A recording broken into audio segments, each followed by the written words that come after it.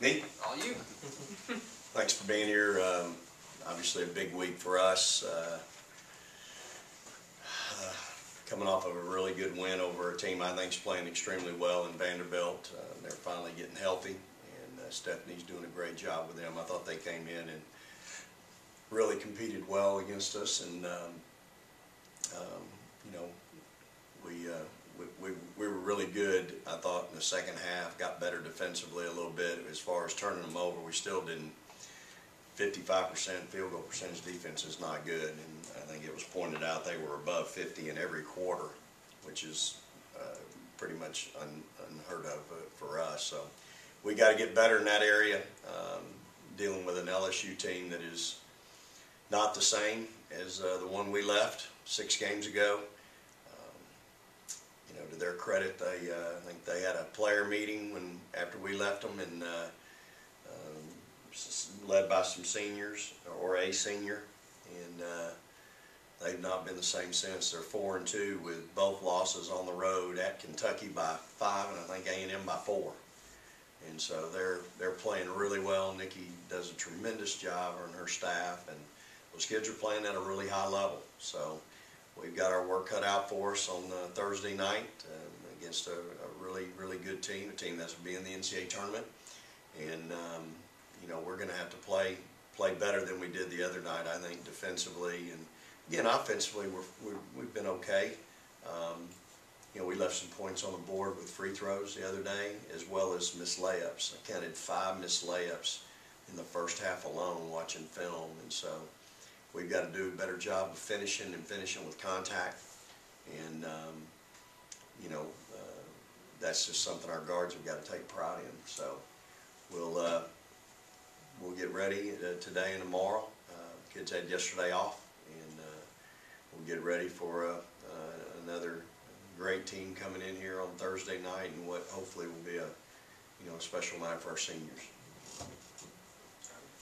I know you talked several times about Tierra maybe being banged up a little bit. She made reference to Alabama that she felt okay, but it does seem that she is a little banged up. She's taking some falls, and I know she obviously takes a beating every game with 2 or 3 players on her. How concerned are you about her health moving forward as the season gets elongated and they start getting into tournament play and things like that? Yeah, I'm very concerned about Tierra. She is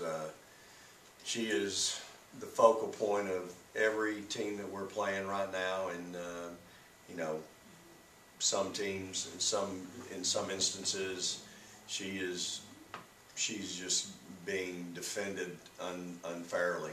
I mean, you know, she's being bent over, shoved in the back.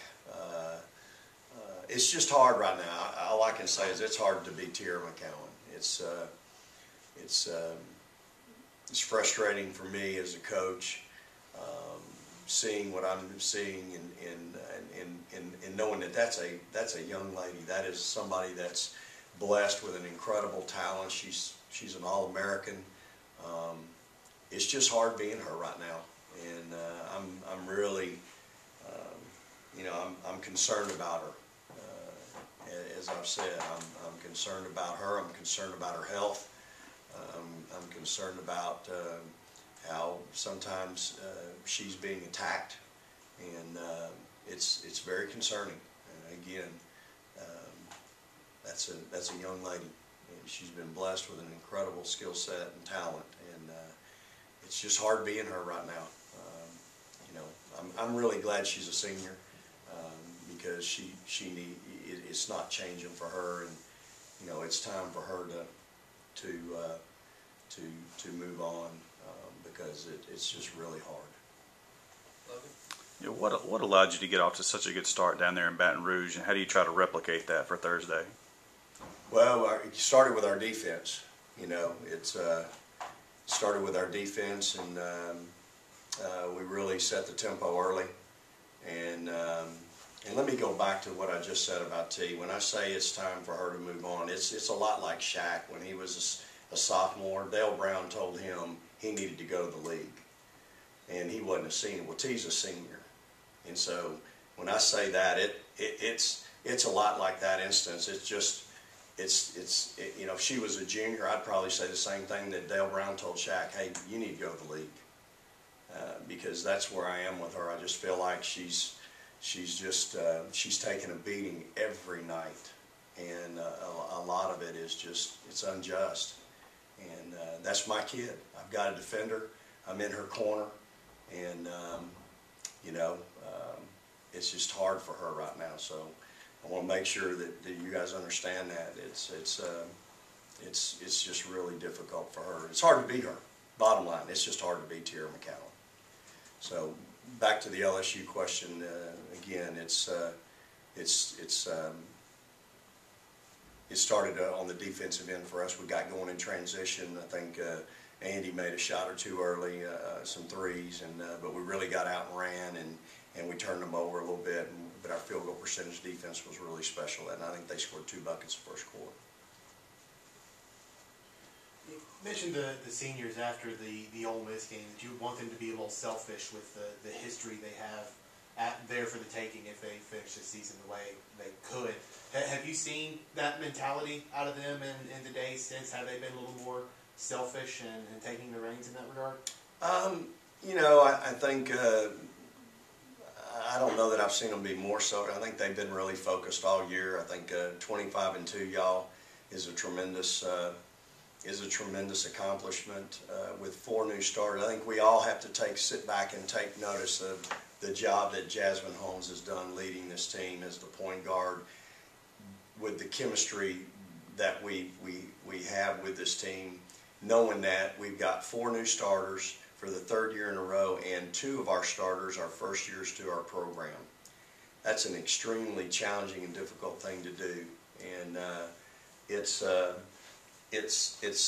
very commendable on her part to see and know what she's done. She had 6 assists, no turnovers, and 5 steals on Sunday in the Southeastern Conference. She continues to lead the country in assist to turnover ratio. How she's not on the Lieberman Award watch list, I have no idea. Because the most important stat for a point guard is the W, and then the assist to turnover ratio. That's your job if you're a point guard, and there is nobody doing it better than Jasmine Holmes at Mississippi State on a 25-2 team, ranked 6th in the country. And it's crazy to me. It's absolutely crazy that she's not on that list. And but nonetheless, I think when you look at where we are and what this team has accomplished to date, it's pretty amazing. Again, my staff gets a lot of credit for what they've been able to do in developing these kids in their skill set, in their position play, and then again just getting them to play together in such a short period of time. It's so hard, y'all, in a team sport like this. To follow up on Jazz's leadership, as the entire group, do they have, I guess, do they have the command of the team to take it over when elimination basketball comes here in 2 weeks? Well, I think you got to want to be in that position. You got to want that responsibility. You know, as a senior, as a point guard, as a senior point guard, I think there's a tremendous amount of responsibility that comes with that type of attitude and approach. And I'm hopeful that our seniors will take that approach. They should. They're good enough, but they also know that on any given night it can be really bad. You know, we've experienced that too on our bad nights, and so you know, you want them to take the bull by the reins, you know, the horse by the reins, and I'm hopeful that they'll do that here down the stretch. Right. As someone who doesn't really know who's on the schedule after the game is in front of you, do you ever talk about when things are on the line like they are on Thursday, when you have a chance to win SEC championship again? I know it's not outright yet, but there is something on the line. Do you ever talk about that in games like that? You know, I know you don't like to talk about things that are in the future, but with something on the line, do you preach about that pregame to your players? I think they're smart enough to know what's going on without me having to preach about it. You know, I think they know there's championships in front of us and on the line and what's at stake. my biggest concern on Thursday is I want these seniors to play in front of 10,500 and have a great game and have a memorable night. And if they do that, then the rest of it will take care of itself. These kids deserve it. Jazz, Tierra, and Zion have a chance to get to number 124, and it's what they've been able to accomplish in their careers is really, really special. Dan? We're sitting here last Tuesday in February, we're talking about the last regular season home game. Has the season gone by just really fast for you? It just seems like it really has. Well, some weeks are faster than others, but you get in the grind of January and February, and if once you can blink your eyes and it'll be like it is right now. And I stay up here a lot. Sometimes when I am at the house in the mornings and I leave, Holly will say, "Well, I'll see you in April." And that's kind of the life in the fishbowl we live in. But so unfair to families and wives and spouses of coaches because January and February is such a long, hard grind. And that's the thing we forget about with these players, y'all. You look at your freshmen, they're usually done by now in their careers, their high school careers every season. They're done by mid to late April. And so now they're now in the meet. This is really the go time for us. This is when we got to get hot, stay hot. You're playing for a lot, playing for championships, NCAA tournaments, all that. That's when it's really you can start locking down and playing well. So for them, it's a whole different deal. 6 more weeks of intensity that you've never experienced. Well, then think about my seniors. They've done this every year they've been here. Played into late March, their freshman year, and then April, their sophomore and junior years. We're the only sport on campus that starts the first day of school with conditioning and weights. And if we're doing our job, you're doing it all the way to April. Only sport. And no spring break, no fall break, no Thanksgiving, no Christmas. It's so draining on your student athletes. And again, that's why this time of year, a lot of teams will fall by the wayside because they can't do it. They're just not tough enough. And it seems like our kids, our teams have always been able to fight through that time and that lull when, you might drop 2 or 3 in a row. We've been able to get through that. And so my biggest concern right now going into Thursday is it's eerily similar to 2 years ago.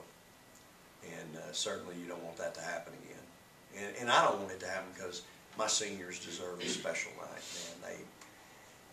Those kids have been so important to our program. They've meant so much to us, to our community, and I just want it to be a really memorable night for them.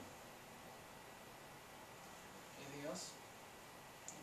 Thank you, Coach. All right. Thanks, Coach. Thanks. Appreciate it. Praise the Lord, go Dogs.